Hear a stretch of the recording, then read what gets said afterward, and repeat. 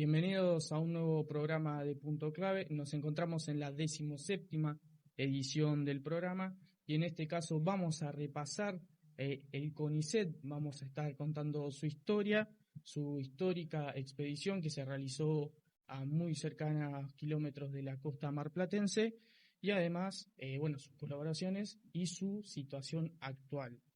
El CONICET, como estamos comentando, fue es parte, mejor dicho, de la historia de la ciencia en Argentina, y por eso vamos a comenzar contando su historia, y para eso nos encontramos con Julián Muris. ¿Cómo va, Julián?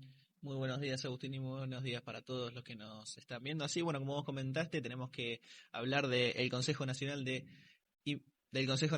Investigaciones Científicas y Técnicas, más conocido como el CONICET, que fue creado por el decreto de la ley número 1291, el 5 de febrero de 1958, que esto respondía a la percepción socialmente que se había generado en el país de la necesidad de estructurar una organización académica que promoviera las investigaciones científicas y tecnológicas en el país. Y además de profesionalizar también la ciencia, lo que viene a ser la ciencia en Argentina, ¿no? Exactamente, que fue creado por la iniciativa del Premio Nobel Bernardo Housay, médico y fisiólogo que había recibido el Premio Nobel, como mencionamos, en 1947 por sus estudios sobre el rol de la hipófisis en el metabolismo de los azúcares.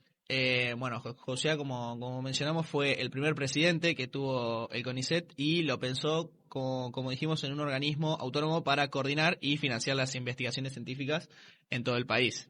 Algunos de los objetivos que se crearon con el CONICET y que siguen a día de hoy es becar a jóvenes investigadores, crear carreras científicas estables, financiar proyectos de investigación y establecer institutos de investigación en distintas áreas del conocimiento. Además de la carrera que mencionaste, alguna de esas carreras puede ser la de investigador científico y también la del profesional de apoyo a la investigación por alguna de las carreras, ¿no, Juli? Exactamente, también durante los años 60 y 70, a pesar de la crisis política y económica que había en el país, el CONICET se consolidó como un espacio clave para el desarrollo científico argentino y desde los 2000 en adelante creció en presupuesto y en cuanto al número de investigadores, tuvo llegando a más de 12.000 investigadores, 11.000 becarios doctorales y postdoctorales y más de 1.500 institutos de investigación en todo el país. Muy importante también para la ciencia y también la educación de la ciencia en Argentina, ¿no?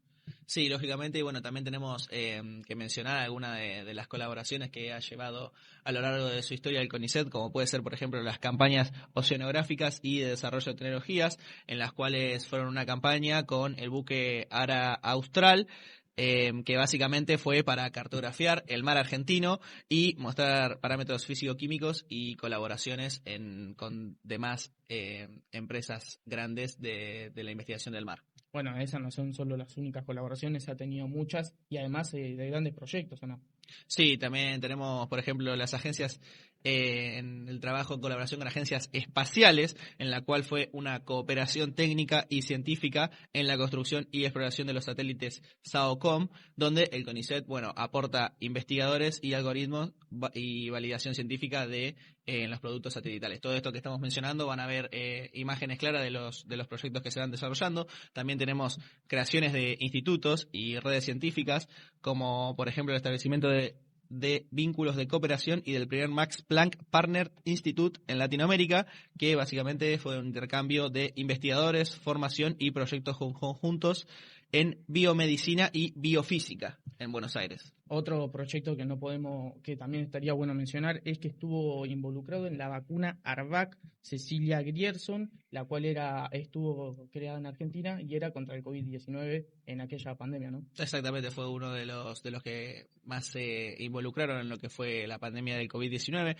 También tenemos los proyectos de biotecnología agrícola, en la cual el CONICET participó de las investigaciones básicas y algunos de los ensayos, y a día de hoy siguen con el apoyo económico de los proyectos. Bueno, muy interesante también esto del CONICET. ¿Y qué más tenés para comentar? Bueno, podemos mencionar uno de los últimos que fueron los proyectos de tecnología nuclear aplicada, que básicamente lo que hicieron fueron proyectos de física y técnicas nucleares aplicadas, donde el CONICET aporta tanto investigadores como personal especializado en la materia. Por último, tenemos alguna participación con organizaciones, organismos internacionales y agencias, en que tenemos el uso del desarrollo de los productos satelitales, la participación en reportes internacionales sobre acidificación, biodiversidad y cambio climático, redes de ciencias sociales regionales, como es el CLACSO, y para derechos humanos y memoria. Y por último, no podemos no mencionar lo que fue una de las últimas investigaciones que se llevó acá muy cerca de la ciudad de Mar del Plata, como fue las expediciones en el cañón de Mar del Plata, que bueno, se hicieron justamente una expedición con Underwater Oasis of the Mar del Plata en el cañón a bordo del buque Falcor, que básicamente fue una exploración a más de 3.900 metros del mar, y bueno, donde se mostraron distintos videos de alta calidad y resolución de la vida marina en el lugar, y que fue transmitido en vivo en todo momento. Déjame volver un cachito al inicio, Juli. Habías mencionado que el CONICET se creó en 1958, ¿no es así? Sí, exactamente. Ok, bueno, también para mencionar que justo antes del CONICET existió el CONITIC, el cual fue en 1951 y el cual fue desmantelado tras lo que fue el derrocamiento de Perón en 1955, si no mal recuerdo. También es interesante agregarlo, ya que fue parte de la ciencia y también que ha aportado, ¿no? Fue parte de los comienzos, o empezó a mostrar lo que podría llegar a ser el CONICET hoy en día. Exactamente, bueno, muchísimas gracias, Julián. Entonces, ahora vamos a meternos en uno de los temas más importantes, que estamos hablando del CONICET, y que fue hace muy poco, relativamente poco. Estamos hablando de la campaña del CONICET, y para eso tenemos a Tomás González, para que nos comente y profundice esta información. ¿Cómo va, Tomás? Hola Agustín, ¿todo bien? Todo bien, muchísimas gracias. Contanos cómo fue esta campaña y cómo comenzó y lo demás. Bueno, fue una misión que comenzó el 23 de julio, obviamente del corriente año, y culminó hace, bueno, no tanto, ¿no? El 11 de agosto, y contó con apoyo del Consejo Nacional de Investigaciones Científicas y Técnicas, que sería el CONICET, y un financiamiento internacional. Esta expedición, que bueno, fue completamente histórica porque se han registrado un montón hay datos que se han registrado que son clave y que nunca antes se habían mostrado, se habían percibido. Sí, además de datos, criaturas. Sí, No también se habían visto, eso es muchos interesante. descubrimientos. Sí. Y a su vez lo que sería aparte de los descubrimientos, esta expedición se transmitió en vivo Sí. por YouTube, un canal de YouTube. Bueno, esto es otra arista importante a destacar, que esta transmisión fue vista por casi 4 millones de personas, que bueno, de todas las edades, que siguieron y se quedaron atónitos, así como los científicos que se encontraban dentro del buque a bordo, como decía Julián, del Falcor 2. Bueno, ahí también se sorprendían al verlo, esos descubrimientos, esas muestras que después terminaron recolectando y bueno, analizando, ¿no?, tiempo después. Y esto representó un salto tecnológico y científico, ¿no?, sin precedentes. Como a modo de inicio, bueno, la campaña Talud Continental 4 al cañón submarino Mar del Plata se realizó en colaboración con la Fundación Schmidt Ocean Institute, y bueno, a su vez la travesía estuvo liderada por científicos del CONICET. 30 investigadores argentinos participaron de esta investigación, bueno, de esta expedición que se llevó a cabo, como decíamos, en el buque RB Falcor 2, que compuesto por equipamiento oceanográfico de la última generación. Por primera vez en la historia que se utiliza en estos tipos de campañas los equipamientos que nombrábamos, y también los especialistas que se encontraban dentro del buque operaban remotamente con un robot Sí. llamado Rob Sebastian, capaz de capturar las imágenes en el momento justo, con la mayor calidad posible y con una ultra alta definición, y bueno, que recolectaba muestras del océano profundo sin alterar el entorno, básicamente.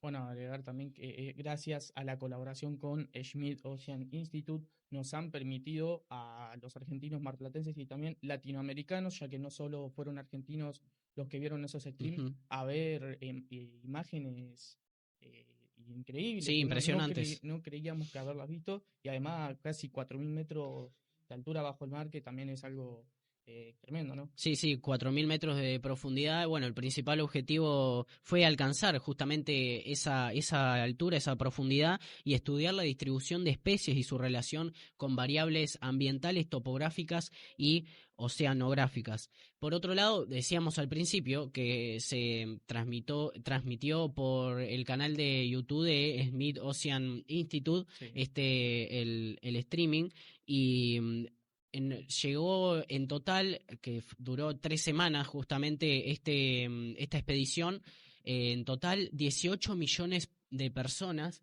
de distintos lugares, ya sea en restaurantes, bueno, en su trabajo, en sus casas, sintonizaron el canal de YouTube para poder observar los descubrimientos que se tenían lugar allí en las profundidades del mar argentino, ¿no? Otro dato también a agregar con respecto al stream es que aproximadamente el 75% de quienes estaban viendo, de quienes vieron en general los streams eran argentinos, es decir, que el resto del porcentaje, aproximadamente el 25%, eran fuera Argentina, eran extranjeros que también les interesaba, ¿no?, este tema. Sí, precisamente tuvo 70.000 espectadores simultáneos esta transmisión, que de hecho normalmente comúnmente las transmisiones que lleva a cabo el canal de YouTube que decíamos de Smith Ocean Institute no superan las 4.000 vistas. Y en este caso, bueno, en total decíamos 18 millones de espectadores. La verdad,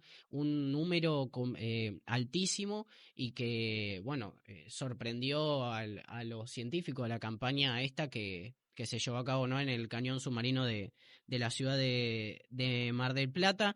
De hecho, también las imágenes captadas desde las profundidades de hasta 3.900 metros fueron, decíamos, seguidas por 4 millones de personas que, bueno, sintonizaron de distintos lugares, y, bueno, fueron testigos de las maravillas que halladas en el fondo del Atlántico Sur. Y si querés, Au, si te parece, miremos alguno de estos descubrimientos.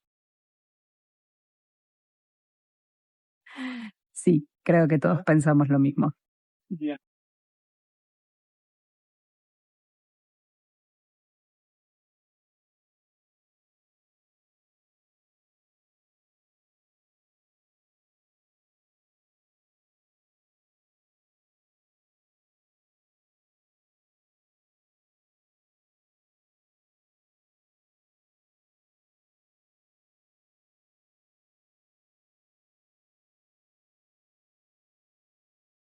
Esta expedición da continuidad a lo que serían las campañas Talud Continental 1, 2 y 3, realizadas en 2012 y 2013 durante el gobierno de Cristina Fernández de Kirchner, con financiamiento del CONICET, y a bordo, en este caso, del buque oceanográfico del oceanográfico Puerto Deseado, que, bueno, permitieron descubrir decenas de especies que en aquella oportunidad estas muestras fueron recolectadas por medio de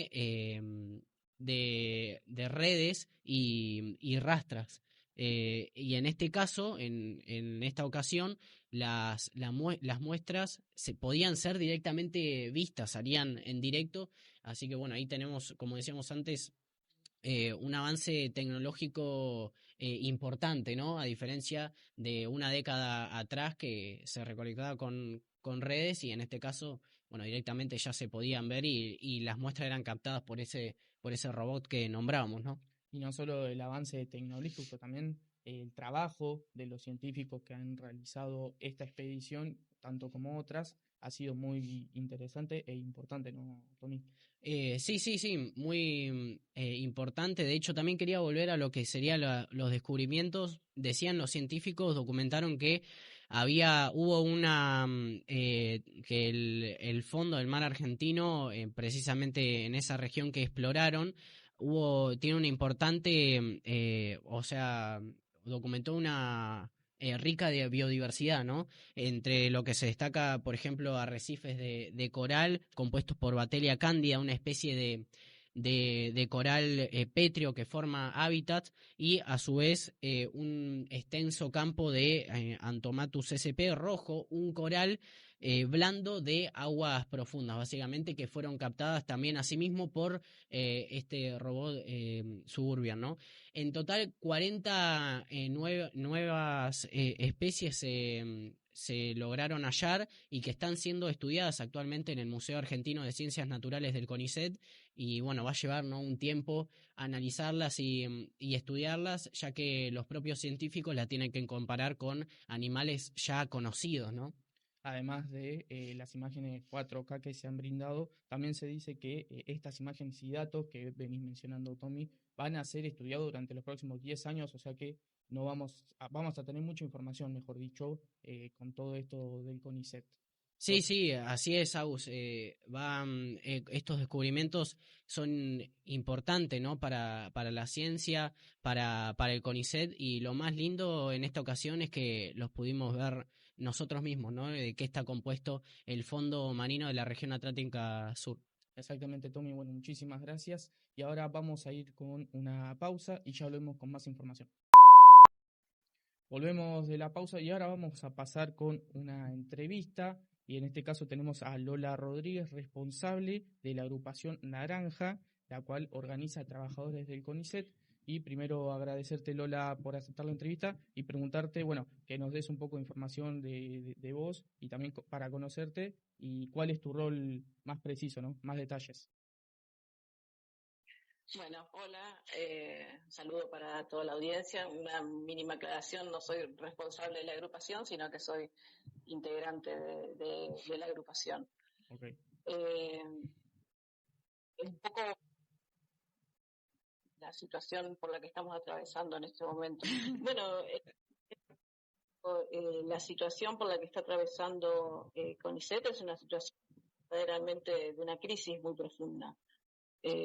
Porque este gobierno está llevando adelante un plan de desmantelamiento que se va dando paulatinamente, no en una situación abrupta, que va combinando distintos factores, como puede ser, por ejemplo, la parálisis del financiamiento de las distintas investigaciones, el hecho de que no haya más ingresos a carrera, si bien en lo formal se siguen dando convocatorias con recortes, pero convocatorias de ingreso, en la práctica no está ingresando desde que cambió el gobierno ningún investigador, ningún personal de apoyo, ni ningún personal de gestión o administrativo, como es el caso, digamos, del área en la que trabajo yo.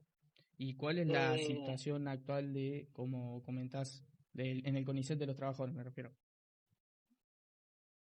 La situación tiene que ver con salarios totalmente paralizados y pauperizados, lo que hace que en muchos casos se vayan produciendo a nivel de los investigadores el éxodo hacia otros países en búsqueda de oportunidades que permitan subsistir, ¿no?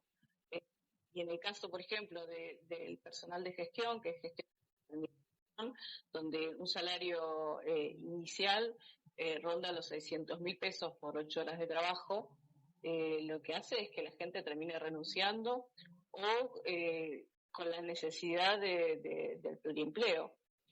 Todas estas situaciones lo que van consiguiendo es que lógicamente tomemos conciencia de que la única salida es la posibilidad de organizarnos en nuestros lugares de trabajo, que convoquemos, que nos autoconvoquemos en asambleas y que exijamos a los gremios que nos representan que convoquen asambleas como para poder en la calle, donde se da verdaderamente la disputa política, poder enfrentar este ajuste de Milei y derrotarlo.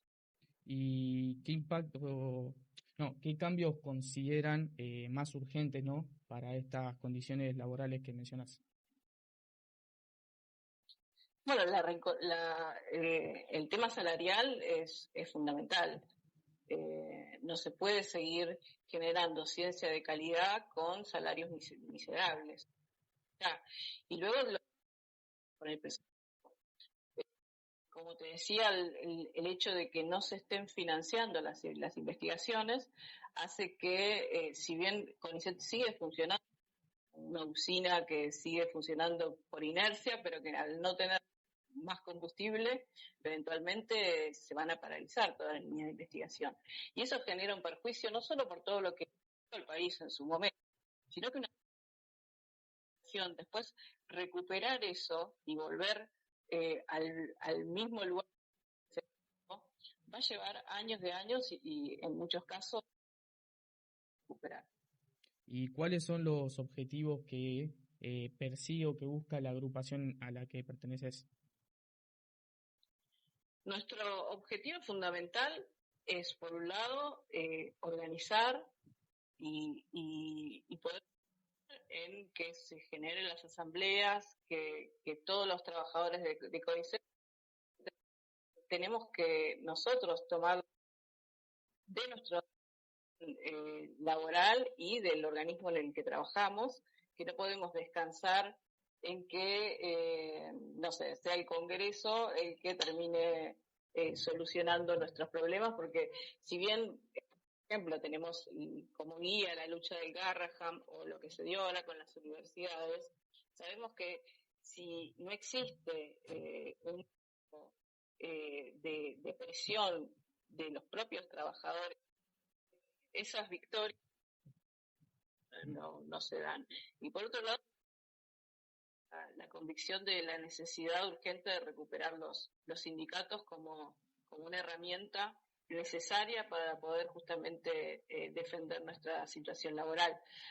Creemos que los sindicatos deben estar al ser un instrumento al servicio de los trabajadores y que seamos justamente los trabajadores en asambleas de base los que decidamos el plan de lucha a seguir. ¿Y no se han realizado acuerdos con el gobierno para mejorar esta situación?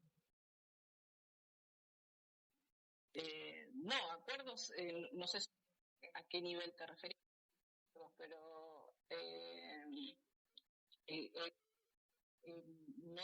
no se ha mostrado dialoguista respecto de las instituciones.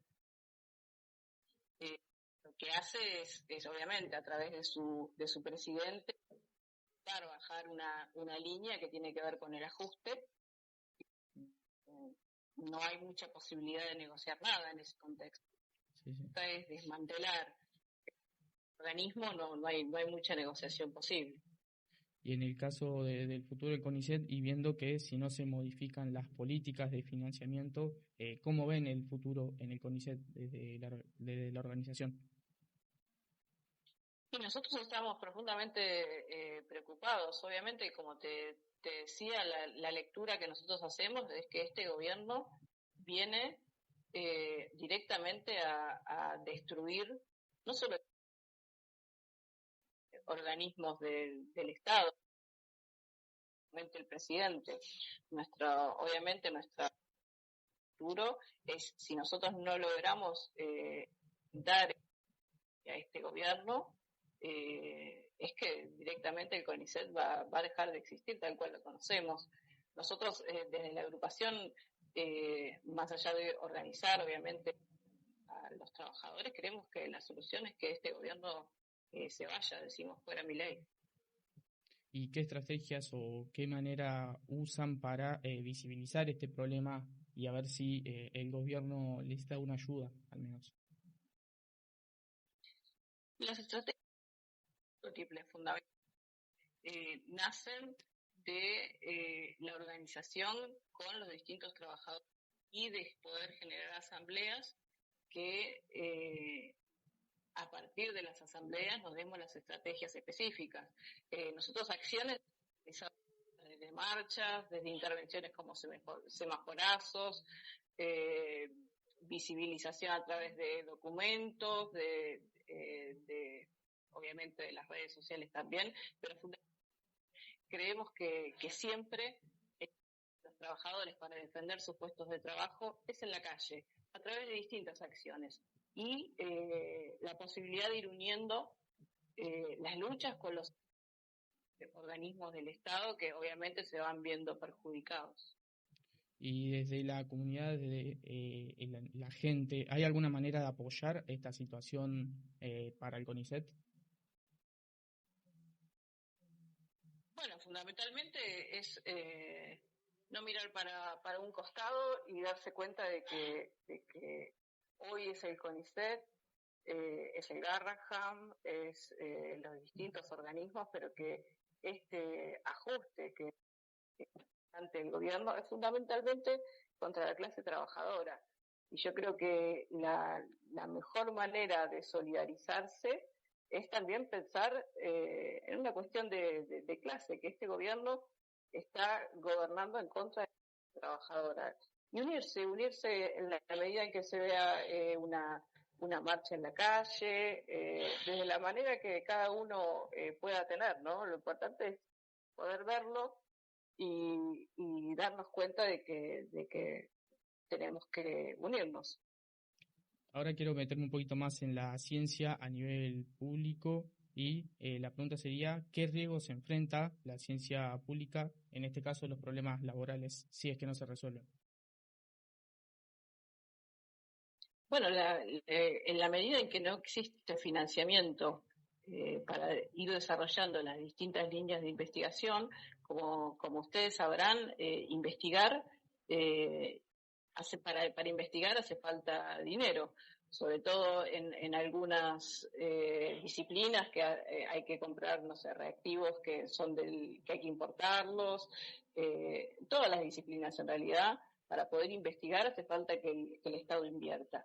Si el Estado deja las únicas líneas de investigación que quedan viables a seguir desarrollando son aquellas que puedan tener un interés muy concreto en el sector privado, como puede ser, no sé, el sector agroindustrial, el sector, las líneas de investigación que se relacionan con el extractivismo, y entonces como país, obviamente, son importantes también.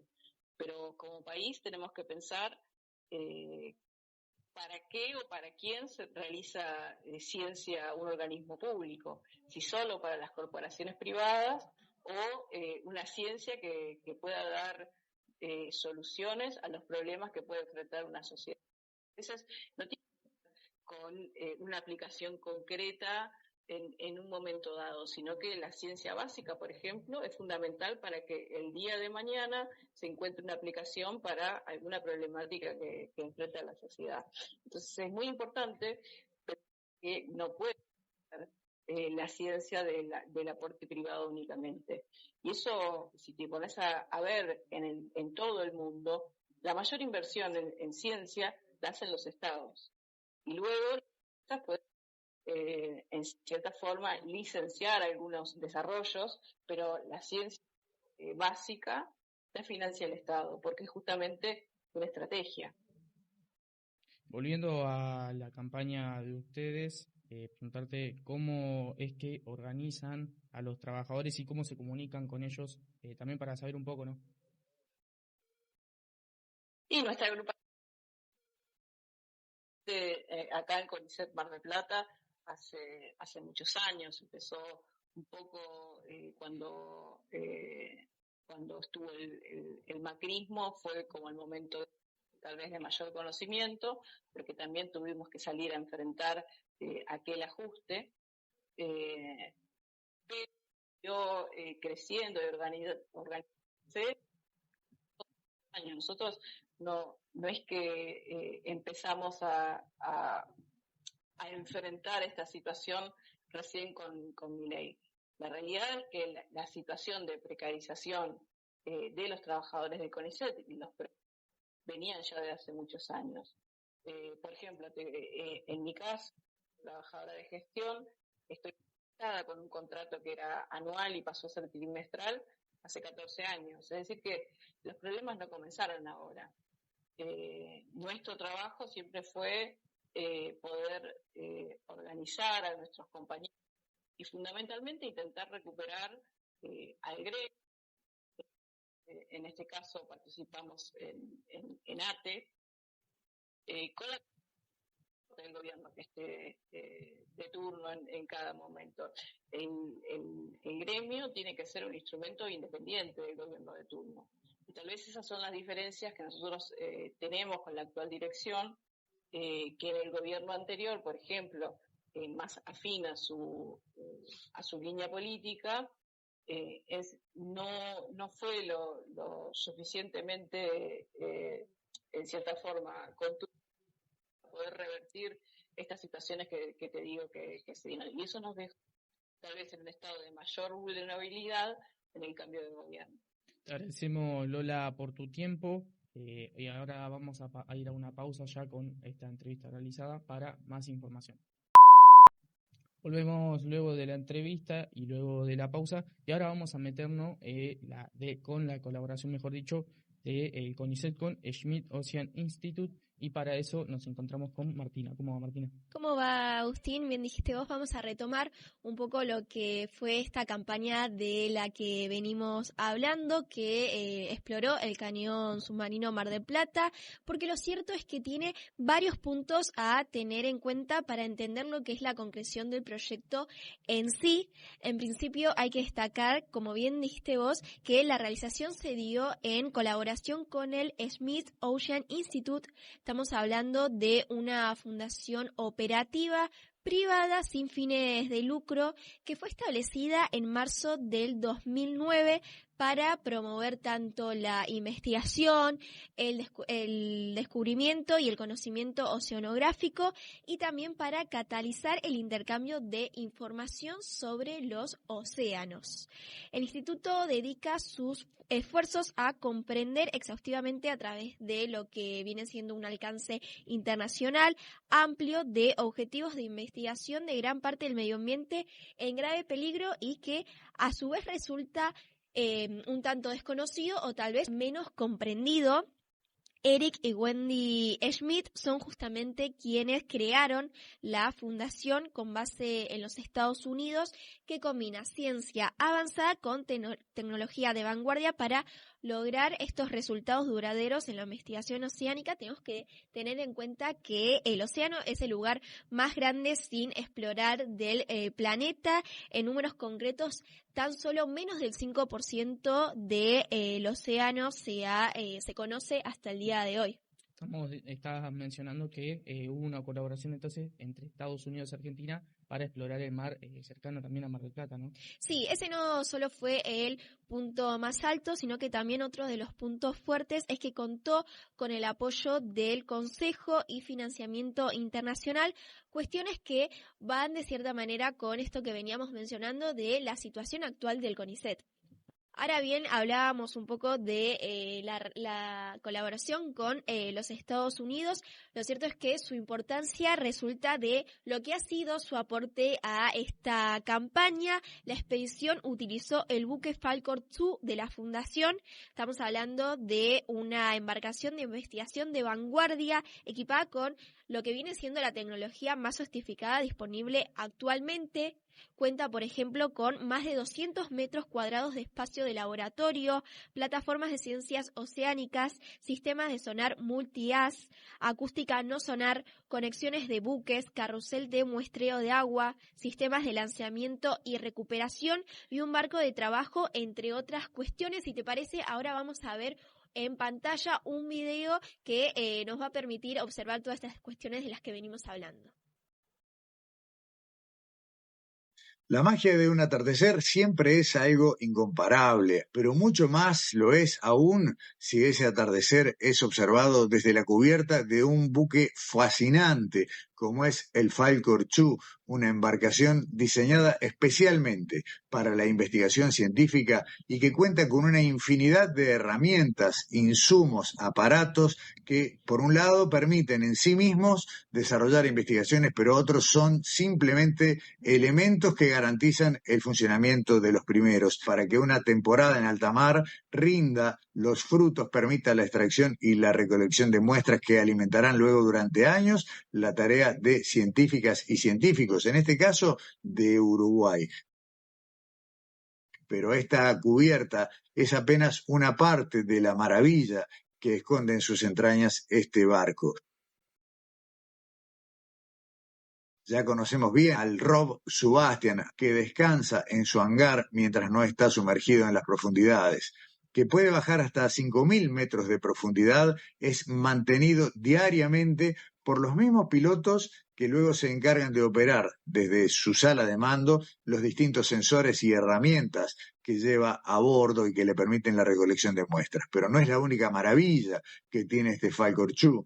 También está la roseta de botellas Niskin, las Niskin Bottles, 24 tubos que son comandados desde la superficie y que permiten, una vez que alcanza el fondo y a partir de su regreso hacia la embarcación, ir tomando muestras de agua de distintas profundidades para poder tener así un dato concreto y exacto de las características de la columna de agua en distintos puntos del mar. Pero volvamos al Sebastian, que como vemos arriba también tiene sus propias Niskin Bottle, un poquito más pequeñas, y junto con ellas algunas herramientas que ya nos son familiares. Por ejemplo, los push corers, encargados de obtener el sedimento del fondo del mar, los coral queers y los bioboxes, recipientes en los cuales se acumulan las muestras que sus brazos robóticos van recolectando.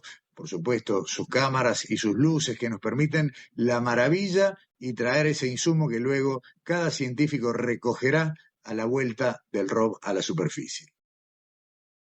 Veíamos en pantalla entonces todo esto que venimos mencionando sobre el buque Falcor y las cuestiones con las que cuenta, que también aportaron obviamente a lo que fue la campaña. Quiero resaltar otra cosa, que es que este proyecto fue la primera vez que en aguas argentinas del Atlántico Sudoccidental se usó el Rob Sebastian. Esto lo había mencionado Tomás en el inicio, que se ha utilizado para explorar las profundidades. Estamos hablando de una especie de vehículo que se opera remotamente, por el cual fue posible capturar imágenes submarinas en ultra definición y recolectar muestras sin lo que sería alterar el entorno. También, como veníamos comentando con Tomás, gracias al robot Rob Sebastian, como mencionamos, ha tenido la posibilidad también de explorar a esta profundidad que no se ha realizado muchas veces, ¿no? Sí, esto que también han resaltado de tanto las imágenes y los videos que se fueron viralizando en el tiempo de la campaña. Recordamos el número de transmisión superó los 70.000 espectadores en simultáneos. Tras lo que fue la expedición en el Talud Continental 4, se dio un trabajo similar en Uruguay, una campaña que llevó el nombre de Viaje a lo Desconocido, con fecha de regreso justamente para este 19 de septiembre, pero lo cierto es que se conoció que para finales de este mes, específicamente del 30 de septiembre al 29 de octubre, el buque Falcor regresará a la Argentina y se harán por primera vez exploraciones en cañones específicos en aguas argentinas, orientando más que nada a lo que es el sistema de cañones de Bahía Blanca. Muy interesante esto que comenta Martina. Entonces, algo más para agregar sobre esta campaña. Repetimos entonces para aquellos que han estado prendidos en el stream del CONICET que tanto se ha viralizado, ahora ya terminan en Uruguay y pronto regresarán a la Argentina y seguramente van a ver nuevas imágenes. Entonces, muchísimas gracias, Martina. Entonces, ahora vamos a cerrar el programa hablando de la situación actual del CONICET, que no pasa por un buen momento, y para eso nos encontramos con Sebastián García, que nos va a dar más información. ¿Cómo va, Sebastián? ¿Cómo estás, Agustín? Muy buenos días para todos. Bien. Contanos un poco cómo está la situación actual del CONICET entonces. Retomando también lo que mencionaba Lola Rodríguez acerca de la situación del CONICET, hay que retomar porque es notorio quizá también la caída del presupuesto y la baja inversión que hay en el CONICET un presupuesto para ciencia y tecnología que en este 2025 representa solo alrededor del 0,157% del PBI, lo que es una cifra menor invertido en los años anteriores. Y, por ejemplo, si volvemos al año pasado, al 2024, la inversión estatal en ciencia y tecnología se redujo significativamente alrededor de un 33% comparado también con años anteriores. Otra situación que marca el presente del CONICET son los salarios, la pérdida de poder adquisitivo y las condiciones laborales deterioradas que esto cada vez se está ampliando también en otros sectores de la sociedad, porque, por ejemplo, en el CONICET los salarios reales de investigadores se han desplomado, por ejemplo, entre diciembre de 2023 y abril de 2025, cayó alrededor de un 34% en términos reales. Y estos recortes también afectan a becas doctorales, personal de apoyo, contrataciones de investigadores y ya evaluados para la efectivación también de concursos, es donde se ha perdido y lo que demuestra también esta situación actual del CONICET con respecto un poco a la caída del presupuesto y de los salarios y esa pérdida de poder adquisitivo de los científicos de la Argentina. Bueno, así como comentaba Lola también, todo esto que está sucediendo con CONICET y además de las inversiones que se venían dando en el CONICET, y bueno, que hasta el 2023 hubieron varias como sedes nuevas, proyectos en Chapadmalal y en Punta Mogotes, pero se fueron evacuando esta idea de proyectos, ¿no? Sí, proyectos que no se ha quizá continuado con la exhaustividad que se venía marcando en años anteriores. Y otro punto también que termina perjudicando esta situación es claramente a los despidos y renuncias y fuga de cerebros, como también se lo menciona del CONICET, porque se denuncia que hubo más de 1.600 despidos en el CONICET y que las renuncias se han incrementado hasta en un 33% y muchos científicos de estos que se han retirado del CONICET, perdón, se van al extranjero o al mismo sector privado por faltas de condiciones, obviamente en lo laboral del CONICET, que ya ha perdido esa efectividad en estas condiciones laborables. Quizá que con lo último visto en esta expedición marítima le ha resultado y ha llegado bastante a muchos científicos del CONICET que se han mostrado tristes por no poder realizar más estudios como, por ejemplo, el último realizado. Y bueno, además agregar que el crecimiento del CONICET en todos estos años, bueno, es interesante, pero viendo la situación actual también es triste pensar lo que está sucediendo, ¿no? Así es, obviamente que esta situación es triste no solo para los trabajadores, sino para toda la sociedad argentina, y en base a esta situación las movilizaciones y protestas se han hecho presentes. Investigadores, becarios y personal del CONICET, otros institutos también de ciencia, están protestando. Se han realizado muchos paros de 48 horas, también acampes, manifestaciones bajo lemas, por ejemplo, haciendo referencia al Eternauta con el "Nadie se salva solo", una frase que encabezó varios paros, obviamente en repudio de la situación actual del CONICET.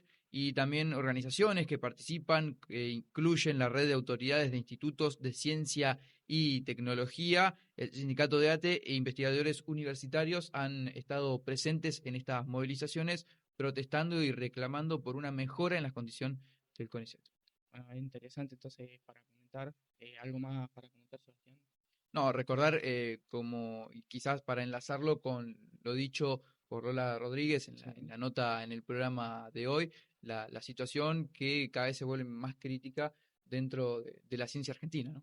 Bueno, muchísimas gracias, Sebastián. De esta manera finalizamos el programa de Punto Clave. Les recordamos que nos pueden seguir en nuestras redes sociales, @punto clave con doble P, y nos vemos en la siguiente semana. Muchas gracias.